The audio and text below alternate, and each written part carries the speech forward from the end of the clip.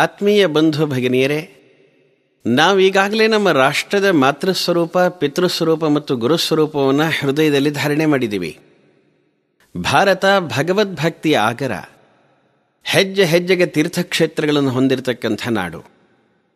ಇಲ್ಲಿನ ಇತಿಹಾಸ, ಭೂಗೋಳ, ಧರ್ಮ, ದರ್ಶನ ಮತ್ತು ಸಂಸ್ಕೃತಿಯಲ್ಲೇ ನಮ್ಮ ನೆಲದ ಏಕಾತ್ಮತೆಯ ಸೂತ್ರಗಳು ಕಂಡುಬರುತ್ತವೆ.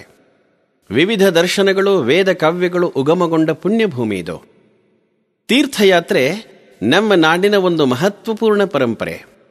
ಅದು ನಮ್ಮ ಮಾತೃಭೂಮಿಯ ಕುರಿತು ನಮ್ಮ ಪ್ರೀತಿ ಮತ್ತು ಭಕ್ತಿಯ ವ್ಯಕ್ತರೂಪ ಹಾಗೂ ಭೌಗೋಳಿಕ ಪ್ರಜ್ಞೆ ಗಳಿಸ್ತಕ್ಕಂಥ ಸಾಧನ. ಅನೇಕ ಮಹಾತ್ಮರು, ದಾರ್ಶನಿಕರು, ಕವಿಗಳು ಇಲ್ಲಿ ಹುಟ್ಟಿ ನಮ್ಮ ನೆಲವನ್ನು ಹರಿಸಿದ್ದಾರೆ. ಇಲ್ಲಿನ ಕಣ ಕಣದಲ್ಲಿ ಭಗವದ್ ಅಂಶ ಇದೆ ಅನ್ನೋದು ನಮ್ಮ ನಂಬಿಕೆ.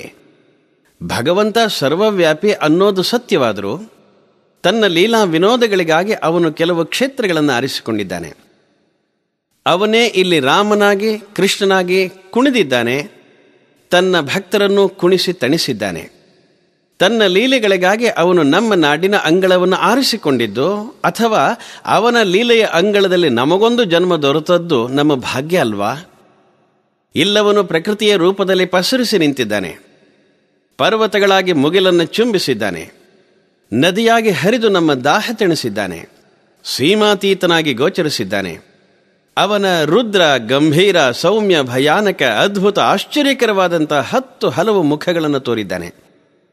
ಅವನ ಲೀಲೆಗಳನ್ನು ನೋಡುವ ಆಸೆಯಿಂದ ಮತ್ತು ಮೋಕ್ಷದ ಹಂಬಲದಿಂದ ನಮ್ಮ ಹಿರಿಯರು ದೇಶದ ಮೂಲೆ ಮೂಲೆಗಳಿಗೆ ಸಾಗಿದರು. ಪರ್ವತಗಳ ತುದಿ ತಲುಪಿದರು. ಗಹನಾರಣ್ಯಗಳ ಒಳಹೊಕ್ಕರು. ನದಿ ಕಡಲಿನ ಆಳವನ್ನು ಕಂಡರು.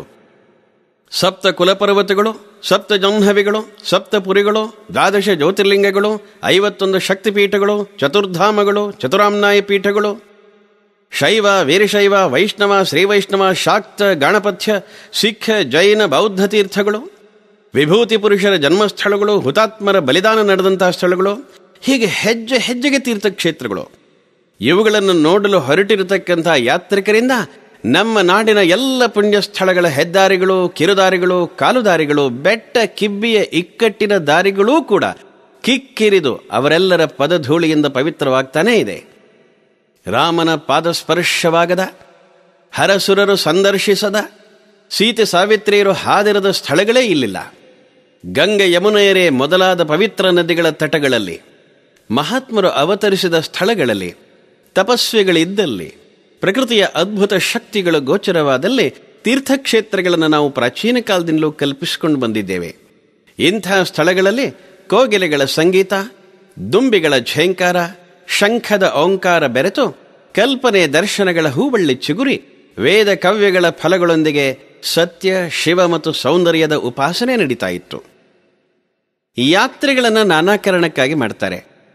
ಬಲರಾಮ ಮತ್ತು ಭಾರ್ಗವರಾಮನಂತೆ ಪ್ರಾಯಶ್ಚಿತ್ತಕ್ಕಾಗಿ, ಧರ್ಮರಾಯನಂತೆ ದಾಯಾದಿಗಳ ಹತ್ಯೆಯ ತಾಪ ಪರಿಹಾರಕ್ಕಾಗಿ, ವಿದುರನಂತೆ ಭಗವದ್ ಅನುಗ್ರಹ ಮತ್ತು ಆಧ್ಯಾತ್ಮಿಕ ಔನ್ನತ್ಯಕ್ಕಾಗಿ ತೀರ್ಥಯಾತ್ರೆ ಮಾಡಿದವರಿದ್ದಾರೆ. ಅನೇಕರು ಪಿತೃಋಣ ತೀರಿಸಲಿಕ್ಕೆ, ಕೆಲವರು ಸೌಭಾಗ್ಯ ಮತ್ತು ಸಂತಾನ ಪ್ರಾಪ್ತಿಗಾಗಿ ಹರಕೆ ಹೊತ್ತು ಹೋಗುವುದು ಉಂಟು. ಯಾವುದೇ ಕಾರಣದಿಂದ ಹೋದರೂ ಅದೊಂದು ರಸದೌತಣವೇ ಸರಿ.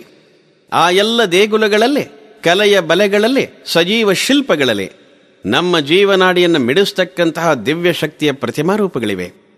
ದೇಗುಲದ ಶಿಲೆಯಲ್ಲಿ, ತೀರ್ಥದ ಜಲದಲ್ಲಿ, ಹೂವಿನ ಸೋಂಪಿನಲ್ಲಿ, ಗುಡಿಯ ಗೋಪುರದಲ್ಲಿ, ಪ್ರಾಣದ ಸ್ಪಂದನದಲ್ಲಿ, ಪರ್ವತದ ನಿಶ್ಚಲ ಭಾವದಲ್ಲಿ, ಚಲಿಸುವ ಗಾಳಿಯಲ್ಲಿ, ಹರಿಯುವ ನದಿಯಲ್ಲಿ ಭಗವಂತನನ್ನೇ ಕಾಣುತ್ತಾನೆ. ಬಾಳು ಪುನೀತಗೊಂಡ ಭಾವ ತಿಳಿಯುತ್ತದೆ. ಈ ಹಿನ್ನೆಲೆಯಲ್ಲಿ ನಮ್ಮ ಕೆಲವು ಪವಿತ್ರ ಪರ್ವತಗಳ ಮತ್ತು ನದಿಗಳ ಕುರಿತಾದ ಭಾವಪೂರ್ಣವಾದ ವಿವರಗಳನ್ನು ನಾವು ಮೆಲುಕು ಹಾಕೋಣ.